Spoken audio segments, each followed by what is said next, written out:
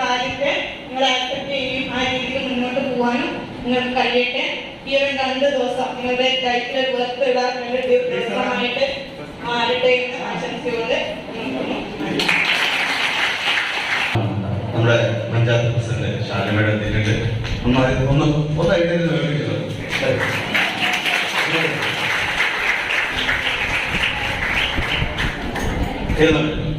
അപ്പൊ നിങ്ങൾക്ക് നല്ലൊരു അവസരമാണ് കിട്ടിയിട്ടുള്ളത്. അതായത് നമ്മുടെ സ്കൂളിലെ എല്ലാ കുട്ടികളും അല്ലെ ആകെ 100 പേരെ തെരഞ്ഞെടുത്തിട്ടുണ്ട്. അപ്പൊ അതിന് നല്ലൊരു ചാൻസ് ആണ്. അത് നിങ്ങൾ ഫലപ്രദമായിട്ട് ഉപയോഗപ്പെടുത്തുക. ഇന്നലെ ഒരു കുട്ടി ആക്സിഡന്റ് ആകുമെന്ന് പറഞ്ഞിട്ടുണ്ടായിരുന്നു. അവളുടെ അടുത്ത് എന്തെങ്കിലും വിഷമം ഉണ്ടെങ്കിൽ നിനക്ക് തിരിച്ചു പോവാം, അത്രയും നല്ലൊരു ക്ലാസ് ആയിരിക്കും പറഞ്ഞിട്ട് അവള് കൈവേദനൊക്കെ പറഞ്ഞിരുന്നു, വന്നിട്ടുണ്ട്. അപ്പൊ അത്രയധികം നല്ലൊരു ക്ലാസ് ആയിരിക്കും നിങ്ങൾക്ക് കിട്ടുകയെന്നുള്ളത് ഞങ്ങൾ 100% ഉറപ്പ് തരികയാണ്. അപ്പൊ അത് നിങ്ങൾ ആക്റ്റീവായിട്ട് അതിലെ എല്ലാ സെഷനും പ്രധാനപ്പെട്ട സംസ്ഥാന സർക്കാർ നേരിട്ട് നടത്തുന്ന ഒരു ക്യാമ്പിലേക്കാണ് നിങ്ങൾ കടന്നു വന്നിരിക്കുന്നത്. നിങ്ങൾക്കറിയാം, 4000-ലധികം വിദ്യാർത്ഥികൾ പഠിക്കുന്ന നമ്മുടെ സ്ഥാപനം, അതിൽ തന്നെ 1500ഓളം കുട്ടികൾ 10ാം ക്ലാസ്സുകാരാണ്. ആ 1500 കുട്ടികളിൽ നിന്ന് തെരഞ്ഞെടുത്ത 100 കുട്ടികളാണ് ഇവിടെ ഇരിക്കുന്നത്. ഈ 100 കുട്ടികൾക്ക് ഇന്നും നാളെയുമായി പ്രഗത്ഭരായിട്ടുള്ള വ്യക്തികൾ പ്രത്യേകമായിട്ടുള്ള സെലക്ട് ചെയ്ത ടോപ്പിക്കുകൾ അടിസ്ഥാനമാക്കിക്കൊണ്ട് ക്ലാസുകൾ നൽകുകയാണ്. തീർച്ചയായും ഈ 2 ദിവസത്തെ ക്ലാസ് നിങ്ങളെ സംബന്ധിച്ചിടത്തോളം ഒരു മുതൽക്കൂട്ട് തന്നെയായിരിക്കും. നമുക്കറിയാം, 10ാം ക്ലാസ്സോട് കൂടി നമ്മുടെ പഠനം അവസാനിക്കുന്നില്ല. പക്ഷെ 10ാം ക്ലാസ്സിൽ നിന്ന് 10ാം ക്ലാസ് വരെയുള്ള പഠനമല്ല ഇനി അങ്ങോട്ടുള്ളത്.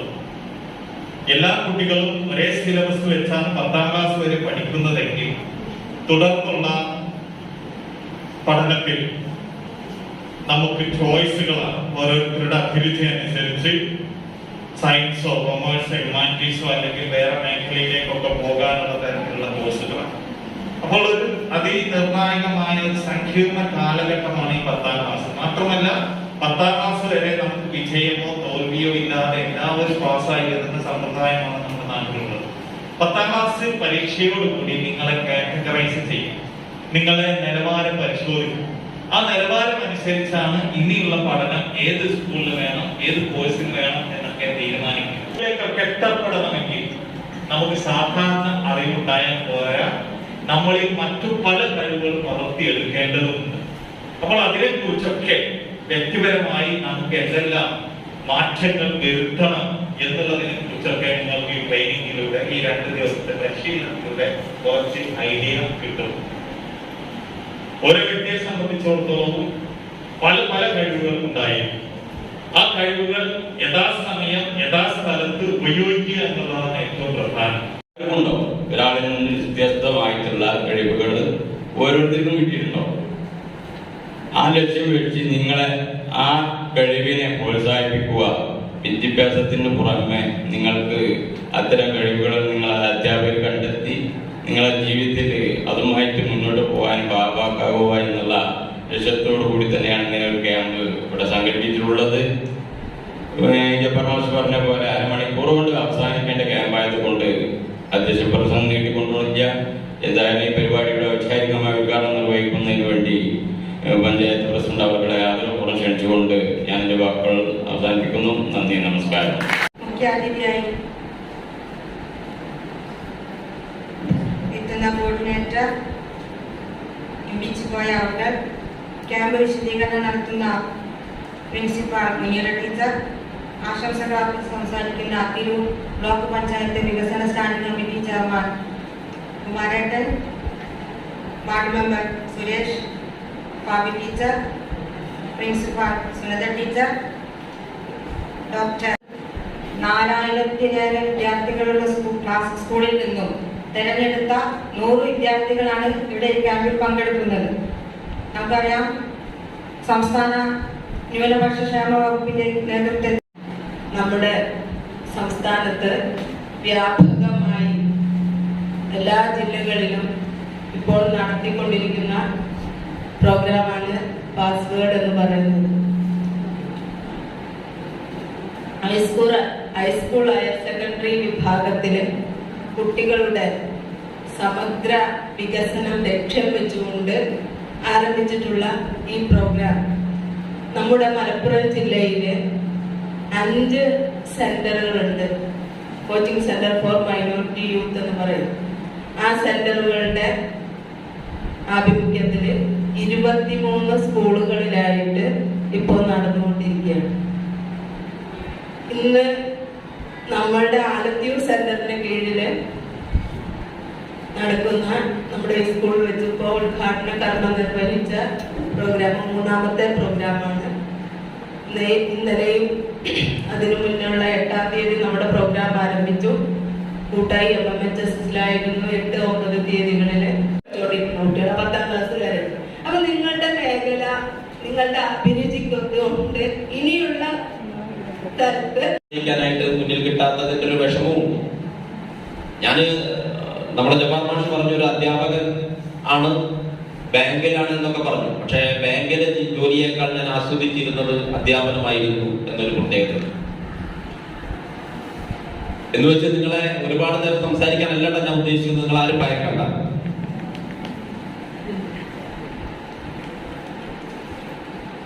ഇവിടെ നമ്മൾ ഇന്ന് ന്യൂനപക്ഷ ക്ഷേമ വകുപ്പിന്റെ പദ്ധതിയായിട്ടുള്ള പാസ്വേഡ്, ന്യൂനപക്ഷ വിദ്യാർത്ഥികൾക്കായിട്ട് കരിയർ ഗൈഡൻസ്, മോട്ടിവേഷൻ, അതുപോലെ വ്യക്തിത്വ വികസനത്തിനുള്ള ദ്വിദിന ക്യാമ്പാണ് നടക്കുന്നത്. ഇതിനൊക്കെ ആസൂത്രണം ചെയ്യുകയും അതിന് മുൻകൈ എടുക്കുകയും ചെയ്യുന്ന നല്ല അധ്യാപകർ, അതുപോലെ തന്നെ പ്രമുഖ അധ്യാപകർ, ഇവരെല്ലാം ആണ് ഞാൻ ആദ്യമായിട്ട് അഭിനന്ദനം അറിയിക്കുന്നത്. ക്യാമ്പ് പരിപാടിയുണ്ട്. നമ്മുടെ സ്കൂളിലെ ബ്രില്യൻ്റ് ആയിട്ടുള്ള സ്റ്റുഡൻസ് ഒരു പ്രോഗ്രാമാണ്. എനിക്ക് വളരെ ആഗ്രഹം. ഞാൻ അധികം പരിപാടികളൊന്നും പങ്കെടുക്കാറില്ല, പക്ഷെ നിങ്ങളെ ഈ പരിപാടി പങ്കെടുക്കണമെന്ന് വലിയൊരു ആഗ്രഹം. അതുപോലെ രോഗികളോട് എത്തിക്കാതെ ഞാൻ വരുന്നത്.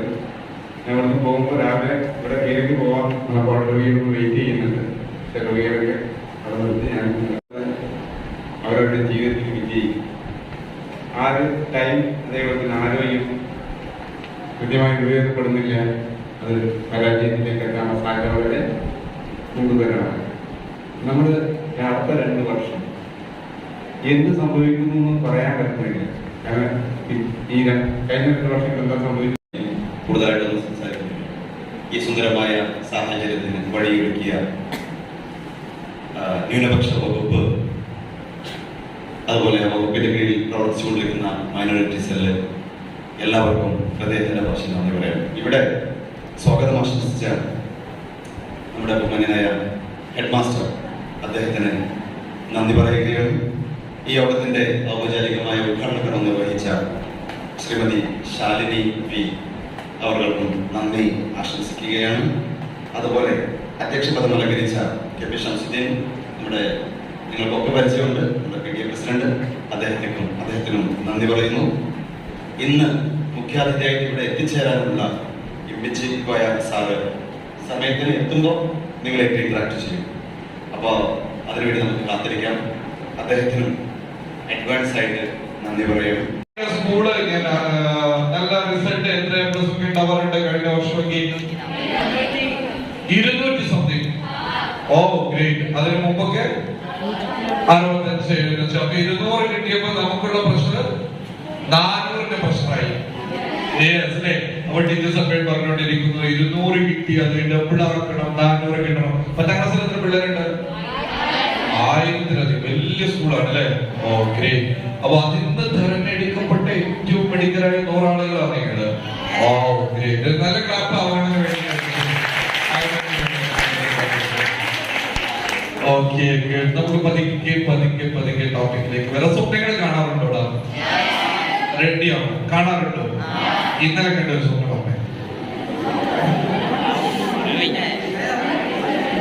അത് വേണോ? അല്ലേ? ഒരു കുഴപ്പമില്ല. ഏത് സ്വപ്നമായില്ലേ കണ്ടത് സാറേ? അങ്ങനെയൊക്കെ എങ്ങനെയാ പറയോ അല്ലേ? എന്തോരം സ്വപ്നങ്ങളാണ് കണ്ടുകൊണ്ടിരിക്കുന്നത്. ഇത് വല്ലതും നടക്കുമോ സാറേ? സ്വപ്നങ്ങൾ ഇങ്ങനെ കാണാമെന്നല്ലാതെ അല്ലേ വല്ല പ്രതീക്ഷയുണ്ടോ? എത്ര കാലമായി സ്വപ്നങ്ങൾ കാണാറുണ്ടോടാ? Yes or no? ഒരു സ്വപ്നം പറയോ? ഒരു സ്വപ്നം പറയോ? ഓ എന്തോ ഉറക്കത്തിൽ കാണുന്നതോ ഉണർന്നിരിക്കുമ്പോ കണ്ട സ്വപ്നമായിരുന്നു? ഒരു സ്വപ്നങ്ങൾ പറഞ്ഞു. എന്താ പറഞ്ഞേ ആരുടെ അവളുടെ അടുത്ത് പോയതാണ് സ്വപ്നം കണ്ട്? വേറെ എന്തെങ്കിലും സ്വപ്നങ്ങൾ പറഞ്ഞേ കിട്ടത്? ലൈഫിൽ എന്തെങ്കിലും സ്വപ്നം ഉണ്ടോ? ഉണ്ടോ ഇല്ലേ? ഉണ്ട്. എത്ര പേർക്കുണ്ട്? എത്ര പേർക്കുണ്ട്? ഇത്രയും ആളുകൾക്ക് സ്വപ്നമുണ്ട്. എന്തെങ്കിലും ഒരെണ്ണം ശരിയാവും. പറഞ്ഞേ. അതുകൊണ്ട് ആൻസർ എന്താ വേണം? പഠിച്ചിട്ട് ജോലി വേണം. കുഴപ്പമില്ല. വേറെ എന്തെങ്കിലും ഒരു സ്വപ്നം?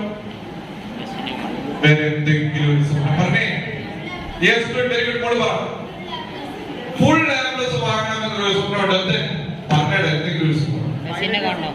പൈലറ്റ് ആവണം. Oh great. പിന്നെ ഓ എന്നോ പണ്ട് രാമേശ്വരം കടപ്പുറത്ത്